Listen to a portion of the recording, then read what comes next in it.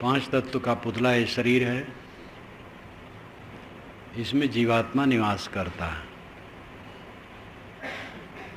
इसका नाम रखा गया मानुष। मानुष धरिया नाव। मनुष्य।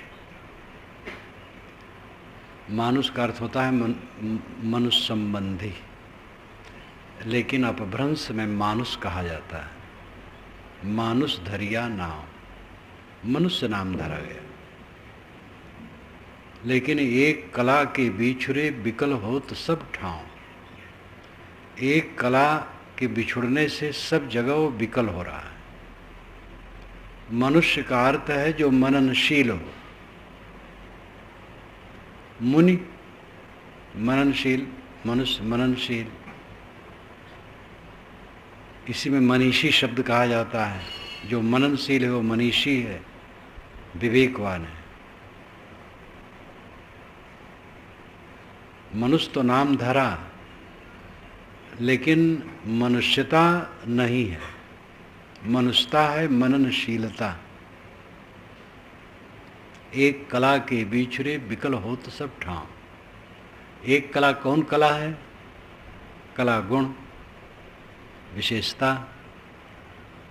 वह है विवेक, परख। उसी के अभाव में सब जगह ये जीव दुखी होता है, बिलबिलाता है।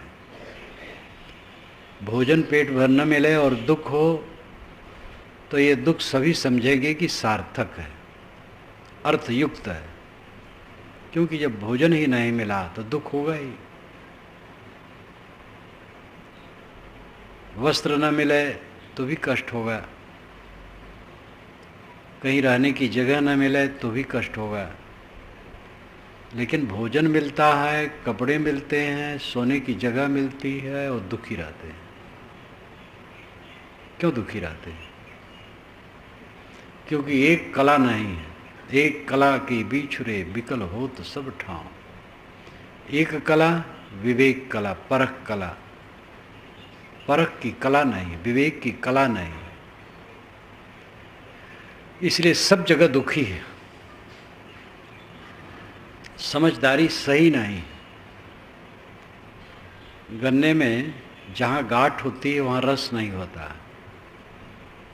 जहाँ रस नहीं होता वहाँ गांठ होती है। हमारे जीवन में जहाँ दुख होता है वहाँ अविवेक होता है। लोग कहते कैसे न दुखी हूँ, धन की कमी है। आपसे कम धन वाले जी रहे हैं खुश होकर के। आप लोग भी जानते होंगे, मैं भी जानता हूँ। बहुत छोटा घर, संपत्ति नाम पर बहुत थोड़ा सा। संपत्ति तो है ही नहीं, मेहनत मजदूरी करते हैं बस, और खूब हंसते बोलते खाते गाते जीते। आपके धन कम है इसलिए दुखी हैं। आपसे बहुत कम धन वाले सुखी रह सकते हैं। आप कैसे नहीं सुखी रह सकते हैं? विवेक नहीं। तुलना में लोग पड़े रहते हैं, दूसरे की तुलना। तुलना करे तो सदैव अपने से कम वाले की करनी चाहिए।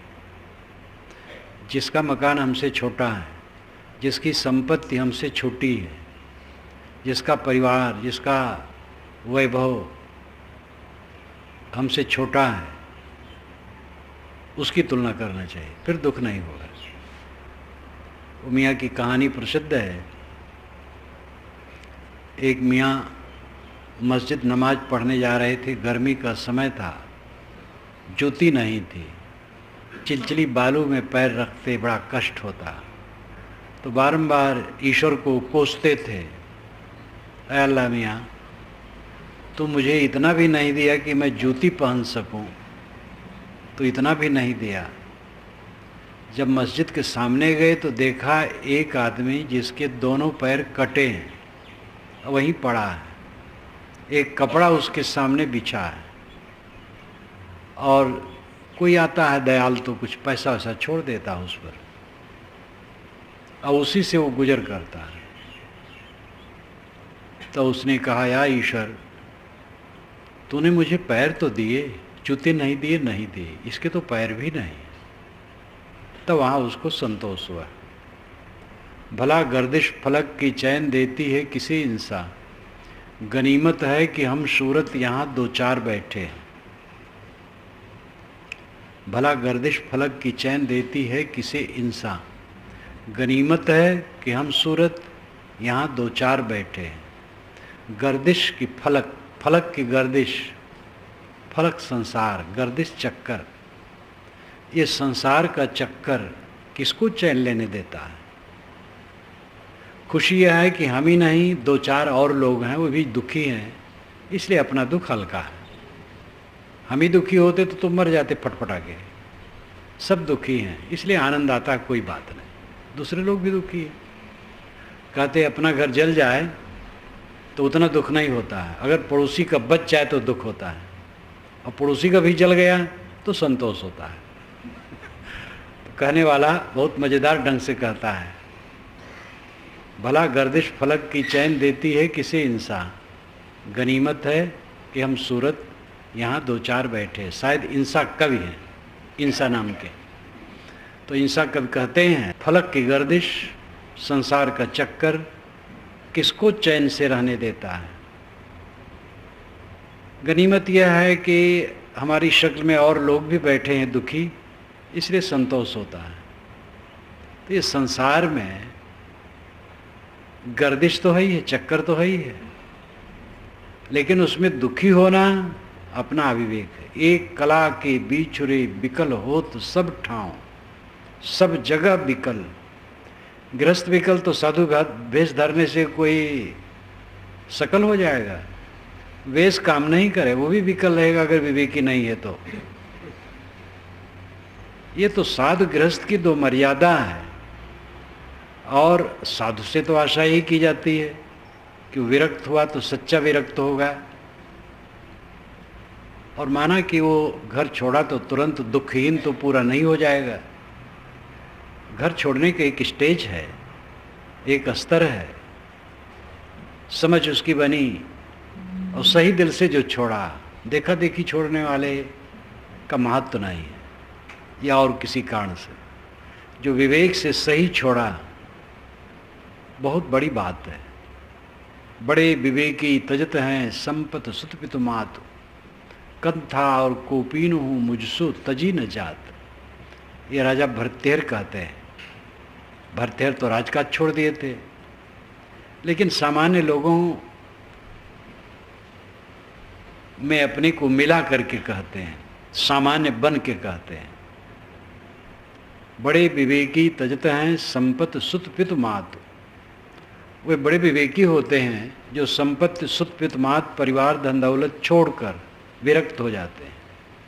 मुझसे तो कंथा और कौपीन नहीं छोड़ी जाती, कंथा गुदड़ी, कौपीन लंगोटी। तो गृह त्याग विवेक से जिसका होता है बड़ा महत्वपूर्ण है, साधारण बात नहीं। लेकिन गृह त्याग से काम पूरा नहीं हो गया। जिस लिए गृह त्याग किया गया है वो काम करने वाला पूरा करता है। त्याग किया तो त्याग की पहली शर्त है कि ऐसे विवेकवान सद्गुरु के पास जाए जो पूर्ण पुरुष हों। पूरा साहेब से ये सब विधि पूरा होए, ओछे से नेह लगाए के मूलह आवे खोए। पूरे साहेब की सेवा करो। पूरा साहेब का मतलब है तृप्त पुरुष, जिसका बोध सही है और आचरण सही है। पारक सिद्धांत कबीर पंथ में उसको बोध और रहनी कहते हैं। जिसका बोध सही और जिसकी रहनी सही, वो पूरा साहेब है। बोध यानी ज्ञान निर्भ्रांत है, उसे खोजना नहीं है। परमात्मा कहीं मिलेगा, लोकांतर में होगा, पता नहीं कहाँ है। भगवान तो अदेख अलेख कहा जाता है, देखेंगे वो तो विषय ठहरेगा, तो उसका दर्शन क्या है समझ नहीं है। अच्छे अच्छे साधक भटकते हैं। ऐसे मिलने वाले साधक मुझसे कहते हैं, साधु वेश में हैं, वेश बड़ा सुंदर है, चंदन माला वेश बहुत सुंदर, लेकिन कहते हैं भटक रहा। और उनको समझाया भी नहीं जा सकता है। कोई सामने कहते भटक रहा हूँ, तो इतने में कैसे समझाया जाए? वह उदार हो करके, विनम्र हो करके समझने के लिए बैठे तो समझाया भी जाए। तो अच्छे अच्छे लोग हैं लेकिन बोध नहीं है और भटक रहे। बोध जिसको निर्भ्रांत हो, मिलना कुछ नहीं, बाहर से कुछ मिलना है ही नहीं। जो कुछ मिला है कबाड़ आज तक का, उसको फेंक देना। अस्वीकृत, कबीर की साधना अस्वीकृत। एक लेख मैंने बहुत पहले पढ़ा था, कबीर की साधना अस्वीकृत। क्या विषय रहा, किस ढंग से लिखा था याद भी नहीं, हेडिंग की याद है, लेकिन उसमें तो हम लोग जी रहे हैं। सन 50 में कबीर साहब की किरण मुझे मिली, तब से उसमें जी रहे हैं। तो अस्वीकृत का अर्थ करना अब कोई दुरूह नहीं। अस्वीकृत, सब कुछ की अस्वीकृत कल्याण है। ख्याल आते हैं आपको बेकार का, अस्वीकार दो, न सोचो। आपका अपमान किसी ने किया था, उसका ख्याल आया, न सोचो। ख्याल करोगे, वही याद करोगे देर तक, तो उद्वेगित भी हो सकते हो, उसके लिए मैल भी बना सकते हो, समय बर्बाद होगा, मन बर्बाद होगा। ख्याल आए न सोचो। न सोचना सरल है, लेकिन ये विवेक जगने पर हो, करते करते होगा। विवेक भी एक लागे नहीं जगता, करते करते जगता है। आपने किसी का अपमान किया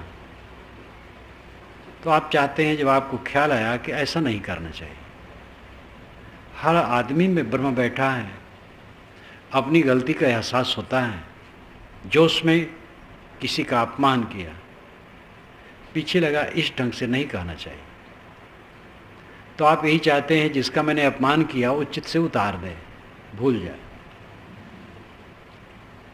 तो आपके लिए भी किसी ने अगर अपमान किया है, वो भी यही चाहेगा कि आप भूल जाएं। और न भी चाहे, अगर वो हठी है, मूढ़ है, तो आपको उतार देना है। वैर से वैर शांत नहीं होता। तथागत बुद्ध ने कहा, वैर से वैर शांत नहीं होता, वैर अवैर से शांत होता है। अगर हम किसी के लिए अपने मन में बुराई भरेंगे तो हमें जलाएगी वो, उसका कोई नुकसान नहीं होगा, हमें जलाएगी। तो मन में गलत ख्याल आया, न सोचो, छोड़ दो।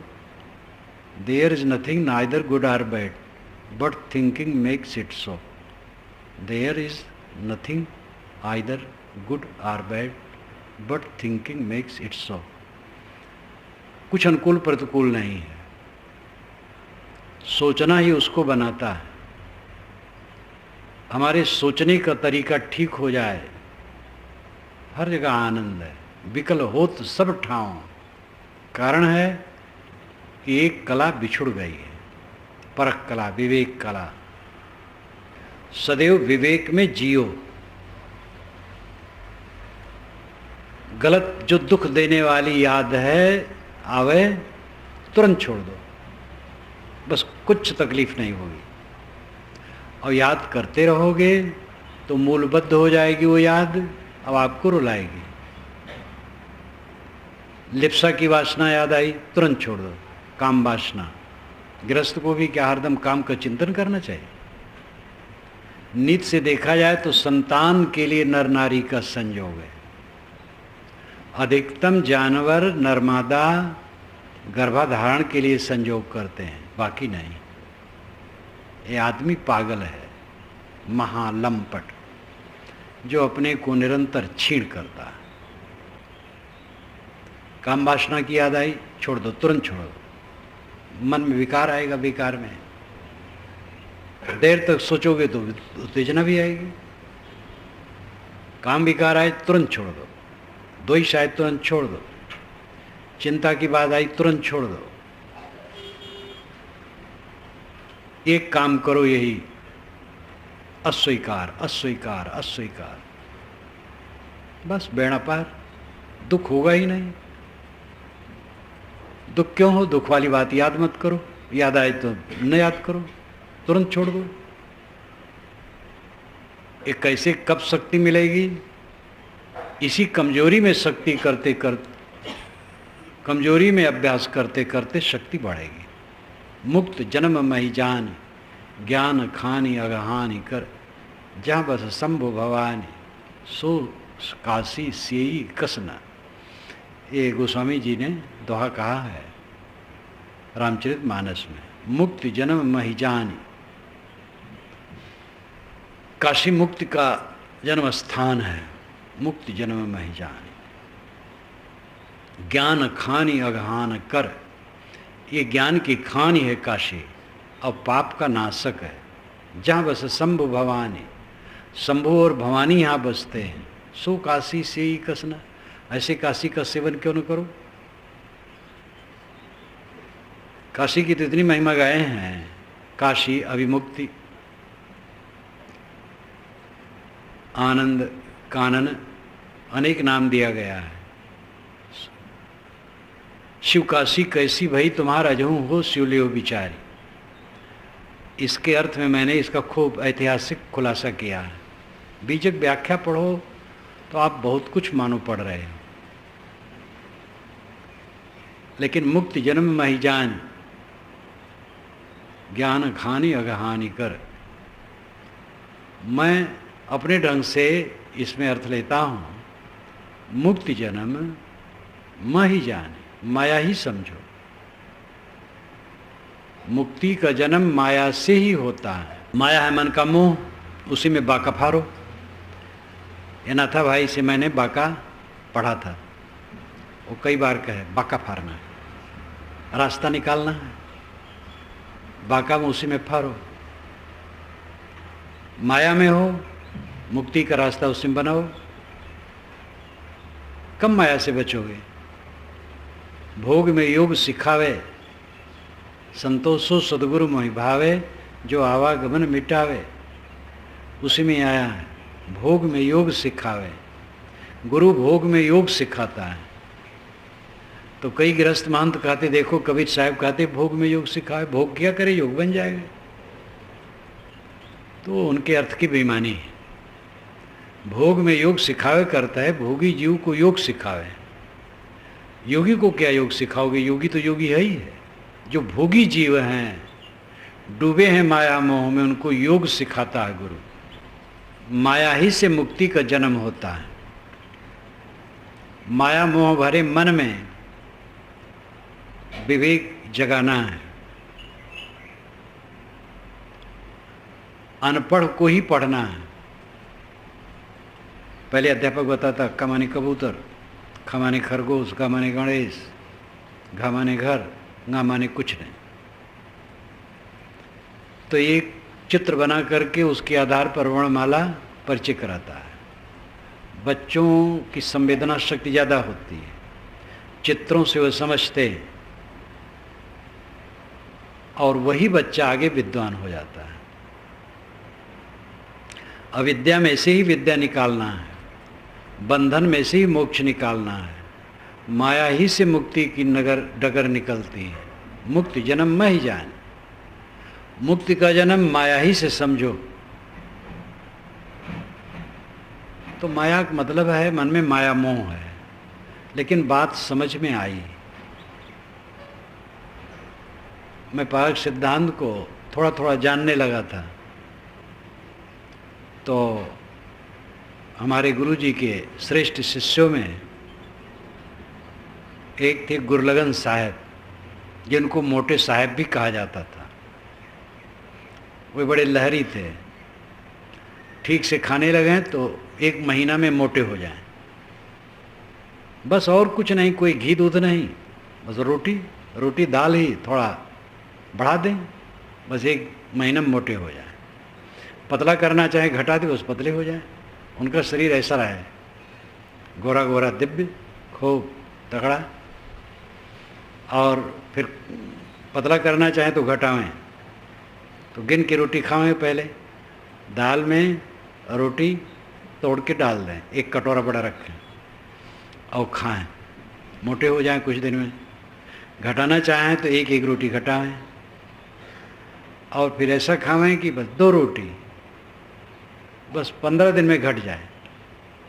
एक बार बड़ारा आश्रम में कुएं के जगत पर लेट गए उताने और पेट पचाए, तो कहे देखो तो भैया अब पतला हो गया हूँ ना। बड़े मनोरंजनी रहे। तो वैसे सब नहीं कर सकते हैं, उनका शरीर ऐसा था। अपने में बल है, जिधर हैंडल घुमा दो गाड़ी उधर चली जाएगी। अपने को पतला कर दें, अपने को मोटा कर दें। तो वो मोटे साहब, गुरलगन साहब, पहला परिचय हुआ। एक सज्जन यहाँ थे, मैं गया दर्शनार्थ। पारक सिद्धांत ठीक से नहीं जानता था तब, लेकिन समझने लगा था, श्रद्धा हो गई थी कि ये चीज़ बढ़िया है। तो उनसे व्यवहारिक प्रश्न किया, साहब विषय वासना का त्याग जरूरी है, लेकिन वो मीठी लगती है। तो उन्होंने कहा बेटा, बिच्छू को सब जानते हैं कि छुएंगे तो डंक मारेंगे, कोई नहीं छूता है। इसी प्रकार जब जान लोगे तो बिल्कुल बचे रहोगे। ये प्रमाण उन्होंने दिया। पहली बार ये प्रमाण सुना। जो गलत चीज है उसको बिच्छू की तरह समझ लो, कैसे नहीं छूटेगा। कला है विवेक परख, वो कला गायब है, छिपी है वो कला। है तो कला सब में, परख विवेक सब के अंदर में है, लेकिन वो छिपी है, उसी को जगाना है। सब ठाव ये जीव विकल है। आप ये विश्वास करो, अगर पेट भर भोजन मिल जाए और तन ढकने कपड़े और सोने की जगह, इसके बाद अगर कोई दुखी है तो पाप से अपने दुखी, और कुछ नहीं। वो पाप है अविवेक। कितनी बहानेबाजी करो, अविवेक। क्या करें, हमारे लोग ऐसे हैं कि हमें परेशान करते हैं। बड़े खराब लोग हैं साथी लोग। शरीर में रोग है, धन की कमी है, अपमान हुआ है, भरी सभा में मेरा तिरस्कार किया गया, बारंबार मन खटकता है, मेरा प्यारा मर गया, दिमाग में वही आ जाता है। सब दुर्बलता है। जो मर गया है रो करके उसको जिला नहीं सकते हो। भरी सभा में आपका अपमान किया है, अपमान करने वाला वो दुखी हो। आप क्यों दुखी हो? आप अगर किसी का अपमान किए हो तो आपको दुखी होना चाहिए, और उसमें भी दुखी ना हो करके सोचो ऐसा कभी नहीं करूँगा। अब आपका अपमान किसी ने किया है तो आपको दुखी होने की जरूरत? जो अपमान किया वो दुखी हो, उसने पाप किया है। क्योंकि गलत आदमी का भी भरी सभा में अपमान नहीं किया जाता। सज्जन अपमान नहीं करता, उसको रास्ता दिखाता है, अगर वो मानता है तो, नहीं तो चुप रहता है। भरी सभा में अपमान नहीं किया जाता है किसी का, डांटा भी जाता है तो अकेले में। भरी सभा में हमारा अपमान किया, अब उसको लेके दुखी है।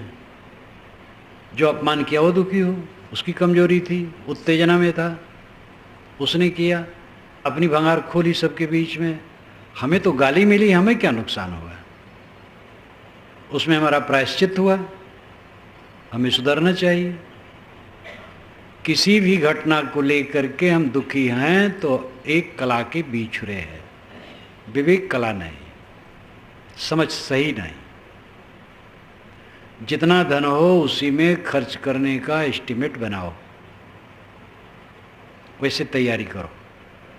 दाल भात रोटी सब्जी घी दूध दही खाओ, पैसा है तो कोई बात नहीं, बढ़िया। घट जाए तो दाल भात रोटी सब्जी बहुत समझो, और घट जाए तो दाल रोटी बहुत समझो, और घट जाए तो नमक रोटी बहुत समझो। नमक रोटी मिलना चाहिए। और ये सब मिलता है। दुखी तो है बस वही कला के बिछुड़े, विवेक नहीं है, बहानेबाजी है, समझ ही कमजोर है। क्या करें, उन्होंने अपमान कर दिया, सबके बीच में कह दिया। अब दिमाग बारंबार आता, सब हमें ऐसे समझते होंगे, सब तुम्हें जीवन मुक्त समझे तो तुम्हें शांति मिल जाएगी। सबको समझा करके कृतार्थ होना चाहते हो? वीर बनो, जिसके हृदय में विवेक की कला जग जाती है वो कभी दुखी नहीं होता है। एक कला के बिछुरे विकल होत सब ठाव, सब ठाव शब्द में और एक कला के बिछुरे दोनों में बहुत अर्थ गर्भित है। एक कला विवेक की कला, परख की कला, सब ठाव कोई स्थान बाकी नहीं है। गृहस्थी में रहेगा तो दुखी रहेगा, विरक्त हो जाएगा तो भी दुखी रहेगा। वेशधारी सुनने से क्या होगा? काम पूरा किया नहीं, यहाँ भी रोता रहेगा, कल्पता रहेगा। ज्ञानी कहलाएगा, बड़ा प्रवचन करेगा, बहुत लिख दे, लेकिन अपना मन कच्चा है तो दुखी रहेगा। लिखना काम नहीं करेगा, बोलना काम नहीं करेगा। ज्ञानी, विद्वान, नेता, अब ज्ञानी तो सबसे बड़ा पद है। जब वही दुखी नेता होता तो बेचारे उनका रास्ता है दुख का। लेकिन नेता बड़े वज्र होते हैं, वे हारते हैं फिर भी दुख होते हुए दुखी नहीं होते, बड़े साहसी होते हैं। मुझे लोगों ने बताया अखबार पढ़ करके, मायावती तो विजयी हुई, आप जानते ही हैं, पूरा एकदम कल्पना लोगों की नहीं थी इतनी विजयी होगी। लेकिन मुलायम सिंह भी शपथ ग्रहण करते समय मौजूद थे, जो कि बेचारे हार गए। पार्टी उनकी हार गई, बहुत बुरी तरह से हारी, लेकिन साहसीन नहीं हुए। वहाँ गए, वहाँ खड़े रहे, बैठे रहे। तो नेताओं को बड़ा साहस होता है। एक तो बड़ा बहुत मज़ेदार बात एक सज्जन कह रहे थे, साहब नेता बहुत दिन जीते हैं क्योंकि ये पत्थर हो जाते हैं सहते सहते इसलिए अपमान को डरते नहीं और सहते रहते हैं, इसलिए इनका हृदय बड़ा मजबूत हो जाता है, इसलिए बहुत दिन जीते हैं तो विकल हो तो सब ठाव, सब जगह जीव दुखी हो रहा है, बिलबिला रहा है, हरदम दुख, हरदम दुख, हरदम दुख, और रो रहा है। सब बहानेबाजी, मूर्खता, इसकी वज्र मूर्खता। दुखी होने कोई जरूरत नहीं। लौकिक आवश्यकता मुख्य है पेट भरना। आप कहेंगे वाह, पेट तो जानवर भी भर लेते हैं, मनुष्य के लिए पेट है। लड़की की शादी करना है, लड़का की शादी करना है, लड़के के लिए घर बनवाना है, लड़के के लिए चिंता है उसका व्यापार बट्टा कैसे चलेगा, इसलिए दुखी है। दुखी होने क्या, जो समय है वो ऐसा काम करो, अपने आप होगा। फुटपाथ पर खेलने वाले बच्चे भी जीते खाते हैं। आप तो मकान में हैं, आपकी निश्चित आमदनी है। मजदूरी करने वाले रोज रोज कमाते हैं और रोज खाते हैं, और उनके बच्चे भी जीते खाते हैं, हंसते बोलते हैं। आदमी अपने को परिवेश में इतना बांध लेता है, उसकी अहंता ममता इतना कर लेता है, एक मर्यादा का बंधन बना लेता है कि आगे वो सोच नहीं पाता है। एक सज्जन की गाड़ी कार निकाले तो वो थोड़ी बिगड़ी 10 कदम चले फिर रुक जाए, तो वह धोती पहने थे, एक बनियाई पहने थे बंडी, और उसी में वो बैठ करके उसको चलाने लगे। ड्राइवर से कहे तो ढकेल, तो ढकेलते ढकेलते ले गए, और उसको चाहें कि स्टार्ट हो चले, तो कोई 200-300 गज दूरी तक सड़क में ठेल ले गए। अपना स्वयं गाड़ी में बैठे थे। अंत में गाड़ी बनी नहीं, एकदम रुकी गई। अब उनको घर आना था, तो 300 गज की दूरी से उनको धोती और बंडी में आना बहुत लज्जा लगी। ये साधारण धोती पहना हो, बंडी पहना हो, बस कैसे सब सड़क में जाऊं। उसमें तो गाड़ी में बैठे थे, नौकर ठेल रहे थे और वह ड्राइव कर रहे थे। अब आशा थी अभी स्टार्ट हो जाएगी, नहीं स्टार्ट हुई, और ले गए 300 मीटर तक घसीट कर। अब पक्का हो गया कि अब ये चलेगी नहीं, तो अब कैसे घर आए। तो गाड़ी में बैठे, नौकर से कहे भाई कोई टैक्सी ला। नौकर हंसने लगा, कहा साहब 300 मीटर थोड़ी सी दूर। अरे कहे चुप बेवकूफ, ये कैसे चलूँ ऐसे धोती और बंडी पहन करके। अभी ये सब क्या है, आदमी अपने को इतना बांध लेता है। तो दूसरी टैक्सी नौकर लाया, तो उससे निकल के उसमें बैठे तब घर आए। हमें जो कुछ मिलता है उसी में हम अपने को बांध लेते हैं, इसको मानते हैं मर्यादा।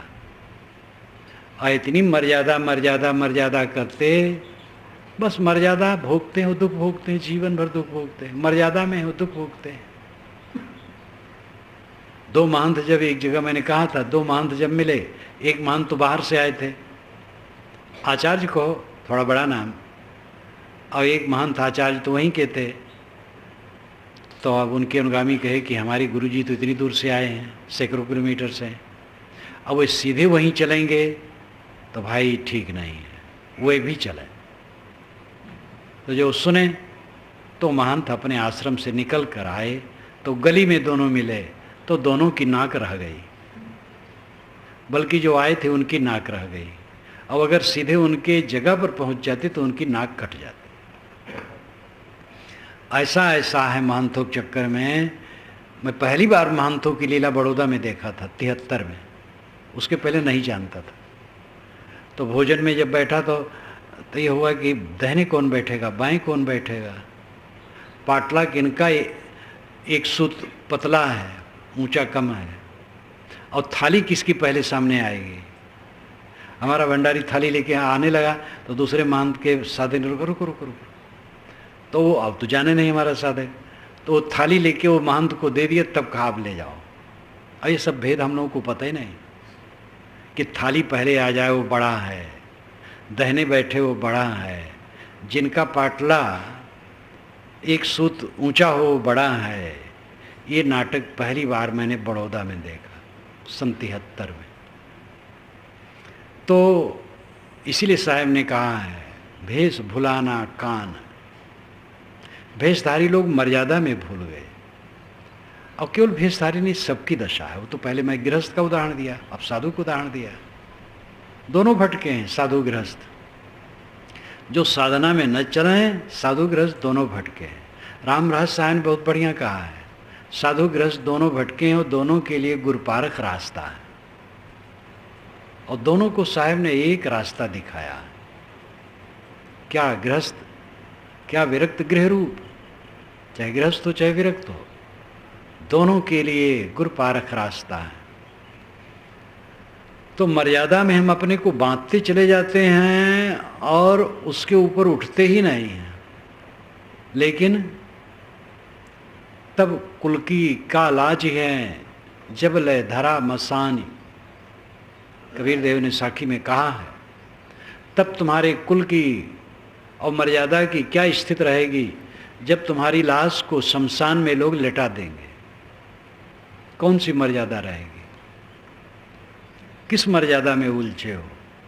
सारी मर्यादा औपाधिक है, उपाधि, संबंध, विशेष अवस्था, जोड़। आत्मा से जो कुछ जुड़ता है सब उपाधि है, जोड़ है, नकली वेश है, छद्म वेश है। और उसमें अपने को इतना बांध लिया कि दुखी होने लगे। यही भ्रम है। जीवन भर आदमी भ्रम में जीता है। भरम बढ़ा त्यों लोक में, भरम बढ़ा सब ठाव, काई कबीर पुकारी के तुम बसो भरम के गांव। भरम इतने नहीं, भूत प्रेत का भ्रम कट गया, बस भ्रम से ऊपर हो गए। भूत प्रेत का भ्रम भी कम नहीं है, अच्छे अच्छे विद्वान उसमें लटके हैं। भ्रम अनेक प्रकार के हैं, लेकिन भ्रम के पर्दे पर पर्दे हैं। सारे भ्रमों के पर्दे को जो फाड़ देता है वो ऊपर उठता है। आदमी जीवन भर भ्रम में जीता है। शरीर में नहीं हूं, 5 कोषों का वर्णन ये बहुत पुराना है। पारक सिद्धांत में भी इसका विश्लेषण किया जाता। पुराने पारखी संत बहुत करते थे। पुराने ग्रंथों में तो 5 कोषों का कोष्टक भी दिया जाता था, त्रिज्या में भी है। अब इधर वो सब छोड़ दिया गया, सरल व्याख्यान दिया जाता है। लेकिन वो 5 कोषों का वर्णन बड़ा मार्मिक है। जैसे 5 डिब्बे के अंदर में एक हीरा रखा हो, क्रमशः छोटे डब्बे होते गए 5 डब्बे के अंदर, वैसे 5 कोशों 5 म्यानों के अंदर ये आत्मा रूपी हीरा है।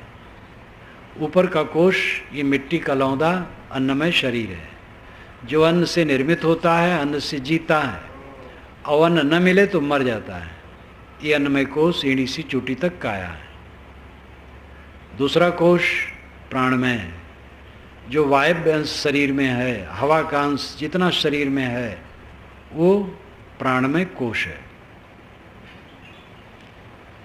और तीसरा मनोमय कोश, स्मृतियों का जितना विस्तार है वो मनोमय कोश है। और चौथा विज्ञानमय कोश, ये बुद्धि का क्षेत्र है, जहाँ पर सारे ज्ञान विज्ञान का संग्रह है, वो बुद्धिमय कोश। और अंतिम आनंदमय कोश, अनुकूल प्राणी पदार्थों और परिस्थितियों के मिलने पर जो आनंद आता है वो आनंदमय कोश। विवेकवानों ने सदा बताया कि इन कोशों से आप अलग हैं। वेदांतियों ने भी कहा, पारखियों ने भी कहा, सभी ने कहा आप अन्नमय कोश स्थूल शरीर नहीं, आप प्राणमय नहीं है, मनोमय नहीं है, विज्ञानमय बुद्धि कोश भी नहीं है, आनंदमय सुखानुभूति जो होती वो भी आप नहीं है। तब फिर क्या आप हैं? सामान्य आदमी तो घबरा जाएगा, फिर तो मैं कुछ नहीं हूं। लेकिन ये सब कुछ जो जानता है वो आप है। इनमें जोड़ जोड़ करके विकल हो तो सब ठाव, जोड़ जोड़ करके जीव सब जगह विकल होता है। देह की सूरत में विकल होता है।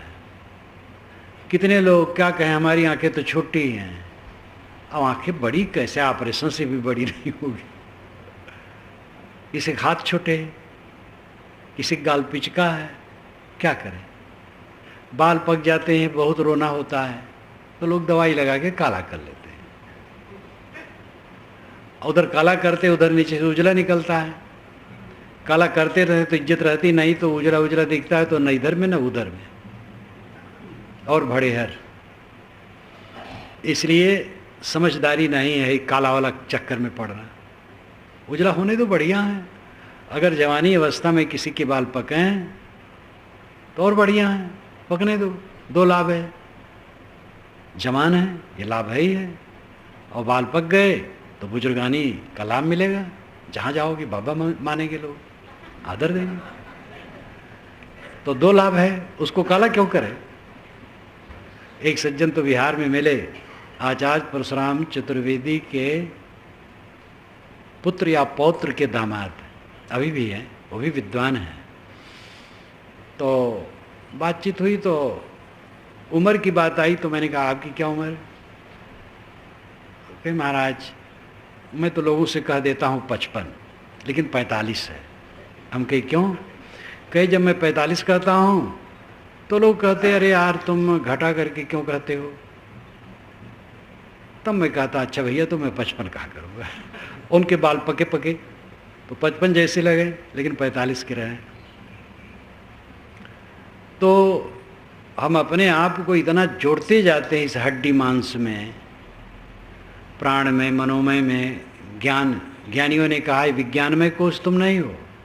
तुम्हारा स्वरूप ज्ञान है, ठीक है, लेकिन उसके संपर्क से जो बुद्धि में ज्ञान का खजाना इकट्ठा होता है वो लौकिक है, उसमें अपने को न जोड़ो। शास्त्रों की बहुत याद हो गई है, व्याख्यान की शैली बड़ी तीव्र हो गई है, ये सब जड़धारित है। और यंत्र बिगड़ा तो ये सब बिगड़े, इसका अहंकार न करो। 33 भाषाओं का विद्वान महापंडित राहुल सांकृत्यायन सब भूल गया था। लोग कहते थे भिक्षु धर्म रक्षित, यहाँ काशी के सारनाथ के वो विद्वान थे, और वहाँ के बोधि सभा के अध्यक्ष और महाविद्यालय के प्रिंसिपल अच्छे विद्वान थे। उनकी पुस्तकें भी काफ़ी हैं, त्रिपिटकाचार्य कहलाते थे। उन्होंने मुझसे कहा था, शायद 71 की बात है, कि राहुल सांकृत्यायन अगर जी जाते हो, स्वस्थ हो जाते, तो उनको फिर से क ख पढ़ाना पड़ता। और 33 भाषाओं का ज्ञाता था। 150 पुस्तकें करीब करीब उसकी होंगी अनेक विधाओं पर। दर्शन दिग्दर्शन उसकी बड़ी पुस्तक है, जिसमें भारतीय दर्शन, यूनानी दर्शन, यूरोपीय दर्शन, इस्लामी दर्शन, इन सभी दर्शनों का वर्णन है। संस्कृत में जैसे धुरंधर, अरबी में वैसे धुरंधर, तिब्बती में वैसे, 33 भाषाओं का ज्ञाता। लेकिन लिखा उसने हिंदी में। संस्कृत उसकी बड़ी प्रौढ़ थी, लेकिन संस्कृत में समझा लिखूंगा तो लोग समझेंगे नहीं।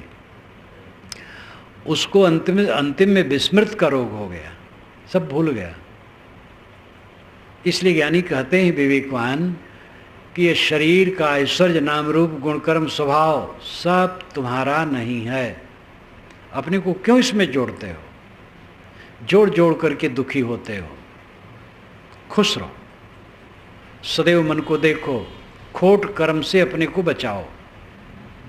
चोरी न करो, व्यभिचार न करो, हत्या न करो, झूठ न बोलो, कपट छल न करो, किसी को धोखा न दो, किसी का अपमान तिरस्कार न करो, मीठे वचन का प्रयोग करो।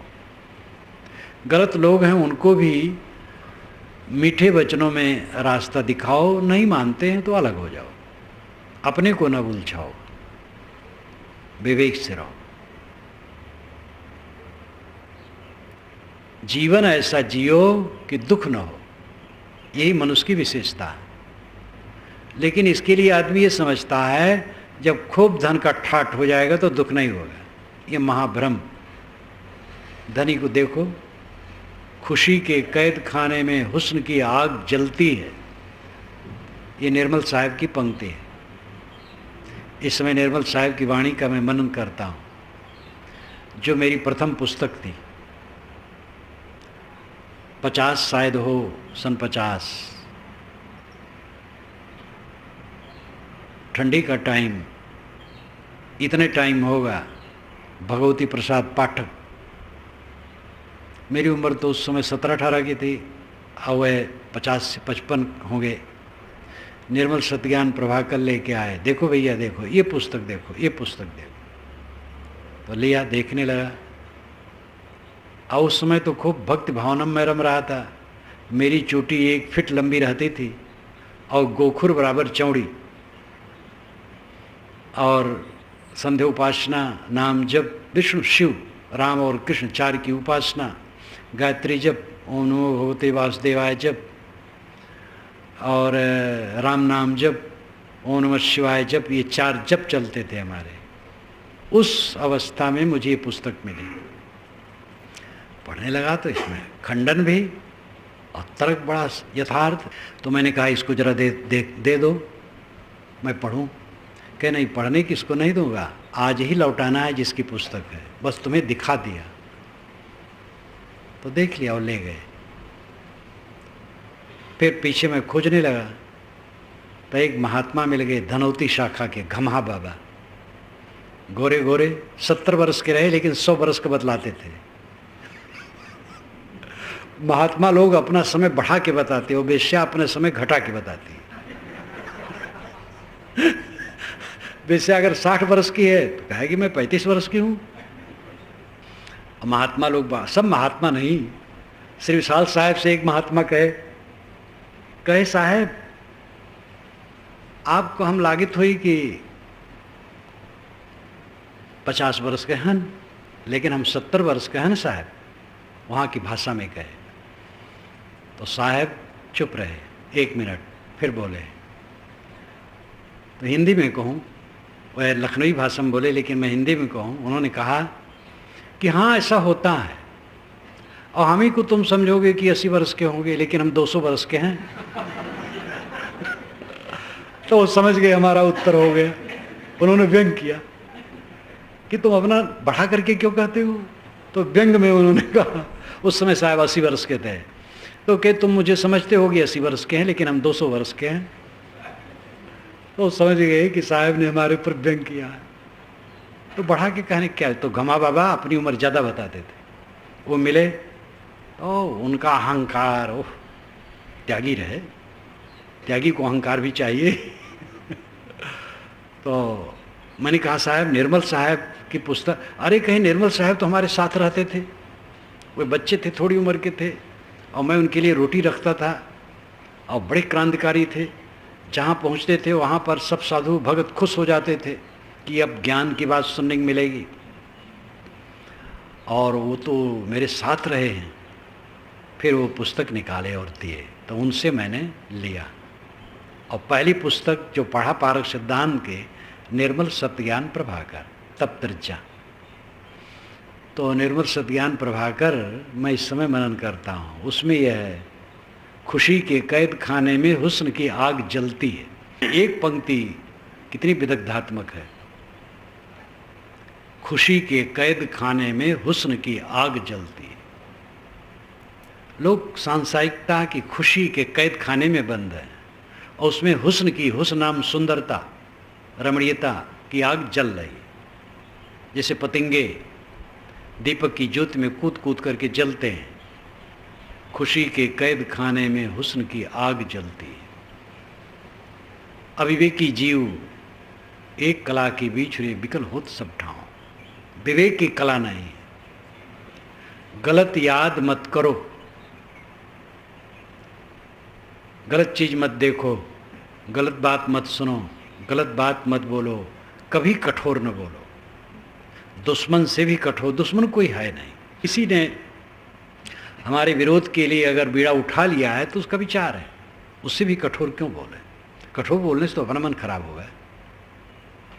कभी कट न बोलो, किसी का अपमान न करो, इंद्रियों को संभाल के रखो, गलत न सोचो, गलत न देखो, गलत न बोलो, सब समय सुखी। सोचने पर ध्यान दो, कोई गलत बात दिया है हटा दो। जिससे दुख उत्पन्न होने वाला हो, ऐसा कुछ भी स्मरण आए उसको छोड़ दो। अब आपको ये शक्ति कैसे मिलेगी? करते करते मिलेगी। पहले तो नहीं मिलेगी, पहले लगेगा कि ये बड़ा मुश्किल है, क्योंकि जिसको आप छोड़ना चाहोगे वही बारंबार सामने आएगा, और आप हार जाओगे कि ये होगा नहीं। लेकिन मैं विश्वास दिलाता हूँ, उन रास्तों से होके मैं गुजरा हूँ, और जो चाहिए उसका अनुभव करता हूँ। आप विश्वास करें, घबराएं ना, करते चलें, करते चलें, ऐसी शक्ति मिलेगी। कोई चीज़ याद होगी जो कि उचित नहीं है, तुरंत उसको आप छोड़ने की शक्ति रखोगे, शीतल रहोगे। गलत विचारों को याद न करना, उत्तेजना वाली बातों की याद न करना, ऐसी बात न सुनना, ऐसी बात न बोलना, ये शांति के लिए बहुत महौषधि है। ये विवेक की कला, परख की कला है, और इसकी शक्ति जब पूर्ण हो जाती है तब साधक दुखी नहीं होता, कभी नहीं दुखी होता। विकल हो तो सब ठाव, ये जीव सब ठाव दुखी है, लेकिन वो किसी जगह दुखी नहीं होता है। बड़ा से बड़ा अपमान पाने पर भी दुखी नहीं होता है, हानि होने पर दुखी नहीं होता है। शरीर में व्याधि लग जाए, व्याधि का दुख हिस्सा लेता है, मन से दुखी नहीं होता है। दुनिया में कोई वस्तु अपने अधीन थोड़े है, सब कुछ परतंत्र है, सब परिवर्तनशील है। इस परिवर्तन की धारा पर हम बैठे हैं, और यहाँ पर स्थिरता की कल्पना अज्ञान की सिवा क्या है? सपने के समान सब क्षण ही में खो जाने वाला है। सपना तो खो जाता है तो इस सपने की याद आती है, और ये खो जाएगा तो याद नहीं आएगी। जो मर गए उनको कभी उन दुनिया की याद आएगी? जो लोग छोड़ के जाते हैं घर द्वार की, फिर कभी याद करते हैं? गांठी बात खर्च नहीं पठियो, बहुर न कियो फेरा।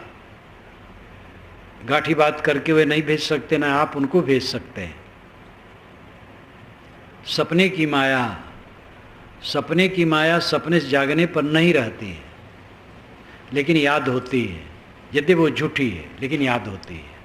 और ये जागृत की माया सो जाने पर तो याद भी नहीं होती है, और मर जाने पर तो सदा के लिए खो गई। क्या इस दुनिया के लिए शोक और मोह और दुख? किस बात को लेकर के? तो विवेकी बनो, और इसके लिए जो मैं बराबर कहा करता हूँ उस पर ध्यान दो।